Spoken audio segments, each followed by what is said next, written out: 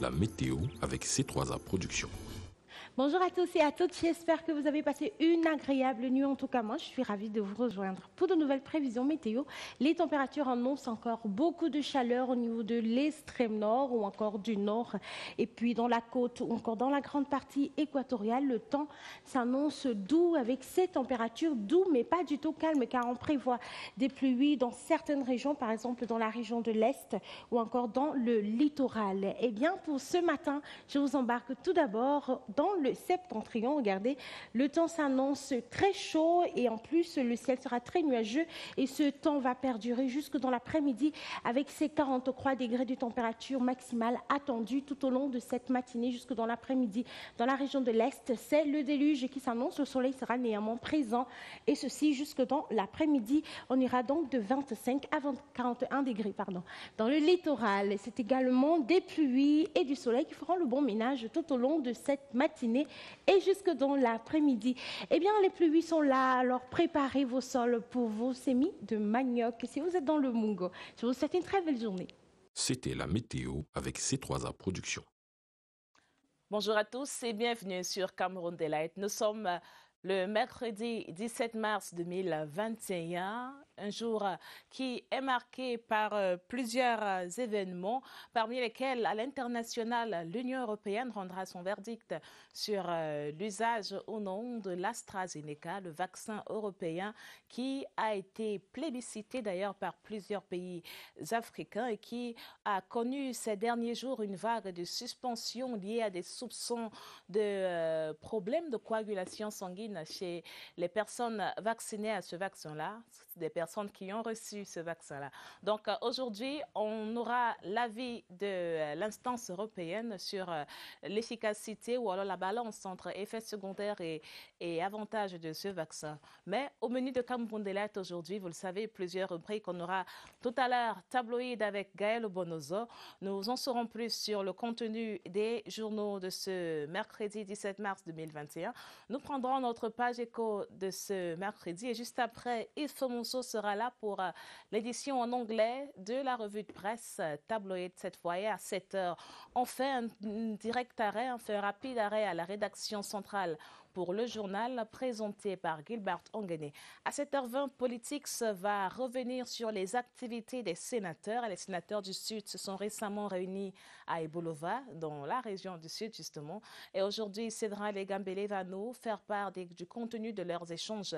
Ils tablaient principalement sur le code général des collectivités territoriales décentralisées pour voir comment mieux l'appliquer dans les communes et arrondissements du Sud. Nous aurons également dans cette édition de Cameroun Delight notre invité économie reçu par Luma Slim Davis. Et à 8h, on fait un direct lien avec la rédaction centrale pour le journal de 8h présenté par Franck Evina. Voilà en gros ce qui fait le menu de Cameroun Delight ce mercredi 17 mars 2021. On va débuter sur les chapeaux de roue avec l'actualité en accueillant sur ce plateau Gaël Bonozo. Gaël, bonjour. Bonjour Gladys, bonjour à tous. Qu'est-ce qu'on peut s'attendre à lire aujourd'hui dans la presse ? Eh bien, dans la presse, il faut dire que 70% des journaux ce matin parlent de la mission humanitaire déployée par le président de la République camerounaise envers son homologue du pays de la Guinée équatoriale. Il faut savoir que la Guinée équatoriale a été marquée par des explosions mortelles le 7 mars dernier. Et donc, cette mission humanitaire qui s'est déployée hier, qui est donc déployée depuis hier, fait l'actualité dans nos journaux ce matin. Dans les journaux également, on parle AstraZeneca, oui ou non. C'est le débat qui a cours en ce moment concernant la vaccination, étant donné que la vaccination est annoncée dans ce pays. Le vaccin contre le Covid-19, lequel choisir, est donc un débat que l'on peut retrouver dans nos journaux ce matin.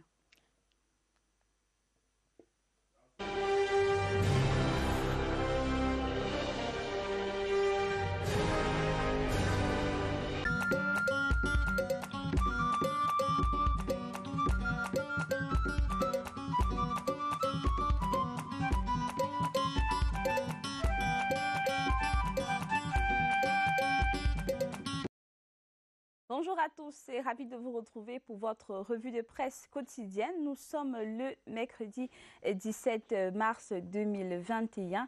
En ouverture de tabloïd, le journal Le Quotidien qui titre « Mission humanitaire pour porter l'aide du Cameroun à la Guinée équatoriale frappée par une série d'explosions mortelles le 7 mars 2021. Obiang Nguema dit merci à Paul Biya. Eh bien, selon le journal Le Quotidien, c'était hier, mardi 16 mars 2021 à Bata, au cours d'une audience accordée par le président de la Guinée équatoriale, Teodoro Obiang Nguema Mbazogo, responsable de la mission d'assistance humanitaire dépêchée par le président de la République du Cameroun, Paul Biya, pour porter l'aide du Cameroun à ce pays ami, voisin et frère, conduite par les ministres Joseph Betty Assomo de la Défense et Paula Tangandi de l'administration territoriale. Cette mission était porteuse d'une cargaison de médicaments, de denrées non périssables et de fournitures diverses. Le journal Le Pélican s'intéresse également à cette actualité et titre « Assistance humanitaire du Cameroun à la Guinée équatoriale, la gratitude du président équato-guinéen au président camerounais ». Au chevet de la Guinée équatoriale, 9 jours seulement après le drame qui a coûté la vie à une centaine de militaires et plusieurs membres de leurs familles respectives et fait plus de 600 personnes, le MINDEF et le MINAT qui conduisent une mission d'assistance humanitaire ont été reçus par le président Teodoro Obiang Nguema. Lors de cette audience, les missionnaires camerounais ont profité de cette occasion pour présenter la cargaison de médicaments, les denrées alimentaires et autres fournitures destinées à soulager la Guinée équatoriale après l'explosion d'un dépôt d'armes à Bata. Autre actualité à la une du journal Repère. À présent, l'on s'intéresse toujours à la fonction publique.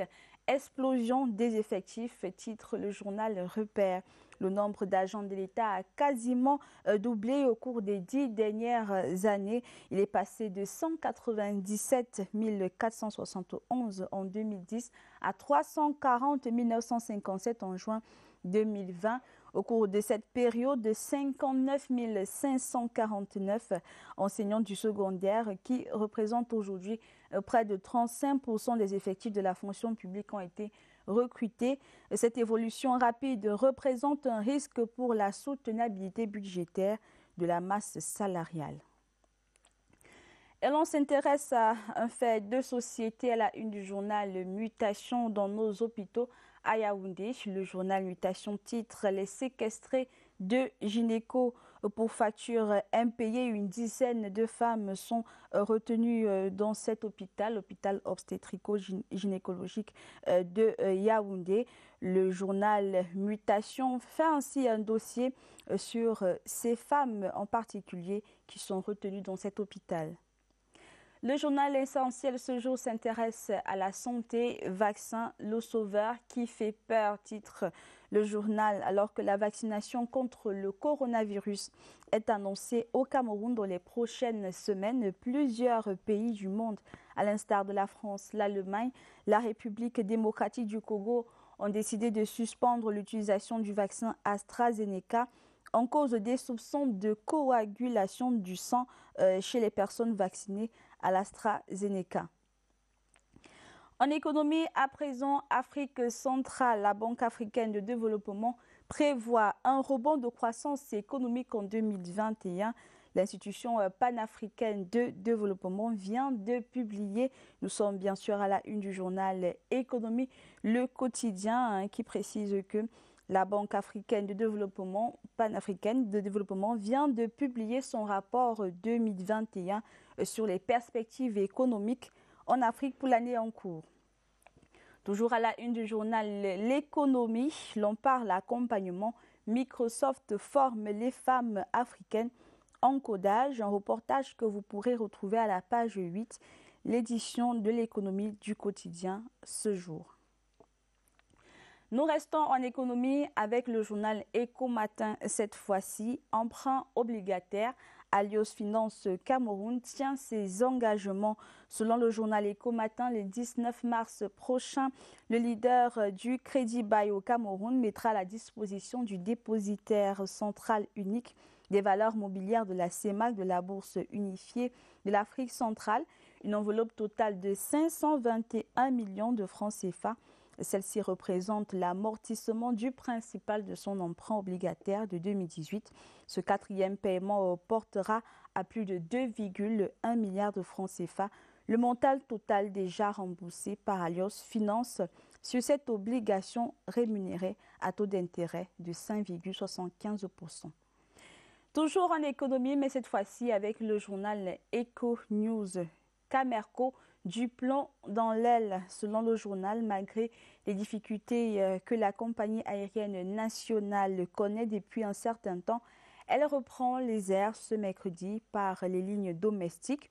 La nouvelle équipe managériale doit faire face à la concurrence des compagnies internationales, un dossier que vous pourrez retrouver à la page 10 du journal Eco News. Et le journal La République Presse ce jour qui revient sur l'actualité concernant la mission d'assistance en Guinée équatoriale. Fraternité confortée, titre le journal République Presse, suite à l'explosion de la caserne militaire de Bata, plus précisément dans la localité d'Onkwantoma, en République de Guinée équatoriale. Catastrophe ayant frappé ce pays, frères et amis, le dimanche 7 mars dernier, qui s'est soldé par de nombreuses pertes en vie humaine et d'importants dégâts matériels. Le ministre délégué à la présidence chargé de la Défense, Joseph Betty Assomo, conjointement avec son homologue Paul Atongandji, ministre de l'administration territoriale, y a conduit une mission d'assistance humanitaire le 15 mars 2021 sous très haute instruction du président de la République. Et toujours à la une du journal République Presse, Conseil supérieur, le Cameroun honoré par le docteur Moussa Oumarou, tenu au Caire les 13 et 14 mars dernier autour de la problématique de la lutte contre l'extrémisme violent dans l'islam. Asphalte des travaux, les assises de la 31e congrès, autant pour moi, du Conseil supérieur islamique d'Égypte ont été rehaussées par une brillante participation du Cameroun invité au Caire pour le compte du Cameroun. Le coordonnateur général du Conseil des imams et dignitaires musulmans du Cameroun, chef de file de la délégation camerounaise, s'est particulièrement illustré par son exposé sur l'expérience camerounaise en matière de résolution des problèmes liés à l'extrémisme violent. Et voilà qui vient d'en mettre un terme à cette revue de presse sur CRTV News. Merci d'avoir été des nôtres et de poursuivre sur toutes les antennes de la Cameroun Radio Télévision.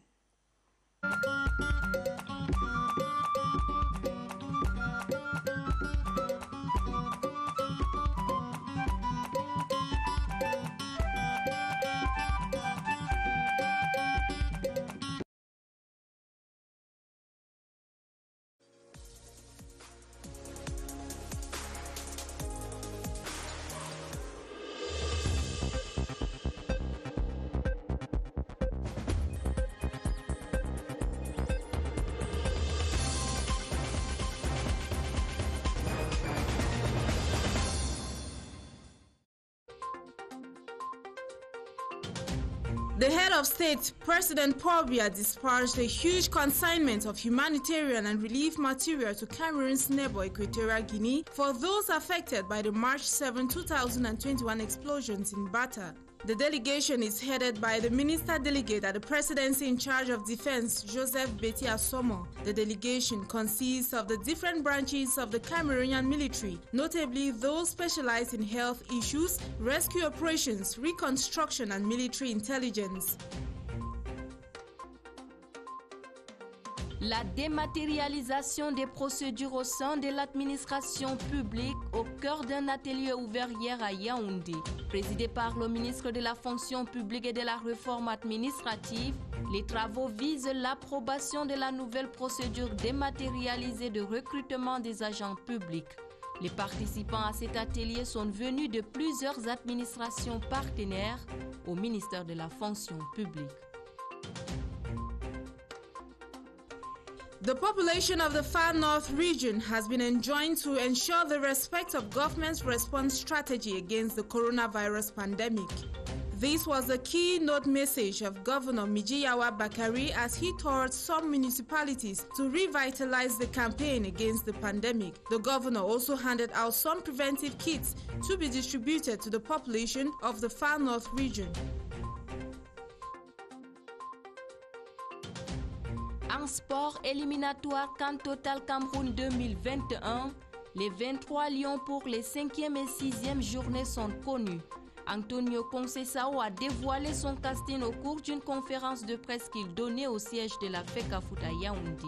Le sélectionneur de l'équipe nationale du Cameroun a fait son choix sur 4 gardiens de but, 9 défenseurs, 6 milieux de terrain et 6 attaquants. Sur les 14 sorties de sa précédente liste, on note une seule nouvelle entrée, celle de Jonathan Gwem à la ligne défensive. Staff, colleagues and friends of Cameroonian activist and politician Benan Jongang Tuesday paid homage to the deceased. He died on the 21st of February 2021 at the age of 65. He will be laid to rest in his native Bangua in the West region on Saturday, March 20, 2021.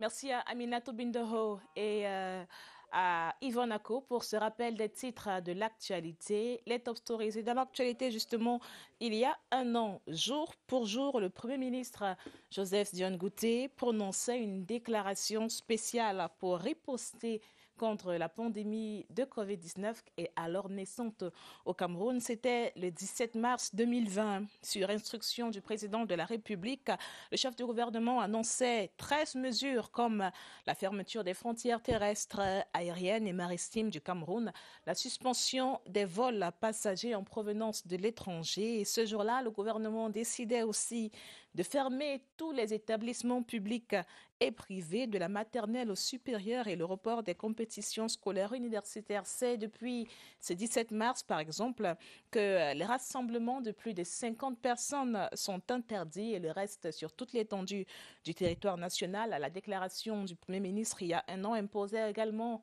un couvre-feu sur les débits de boissons, restaurants et lieux de loisirs obligés de fermer à 18h. Mesure levée quelques mois après.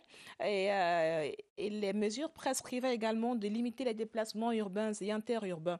Donc si la majorité de ces mesures-là ont été levées, certaines restent d'actualité, comme la mesure 13 concernant le strict respect et observation des mesures barrières définies par l'OMS. Un an plus tard, surtout, ces mesures restent d'actualité parce que les cas de Covid continuent d'exploser dans notre pays. Il est plus urgent de se ressaisir et de respecter les exigences de distanciation sociale, de lavage systématique des mains et surtout de port du masque facial. Et si on regardait ce qui fera l'actualité ce mercredi 17 mars 2021, l'agenda actu est signé Martin Bani.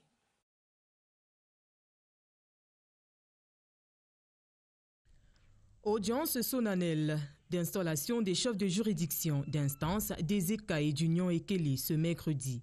Serge Amon Amombo Undoa et Samuel Emmanuel Ngo ont été nommés respectivement présidents des tribunaux de première instance des ECA et de grande instance d'Union Ekele. La dite cérémonie sera présidée par les chefs de cour d'appel du centre dans la salle d'audience du palais de justice des ECA dans le strict respect des mesures barrières. Cérémonie du port d'épaulettes et de galons des personnels en service dans la région du centre.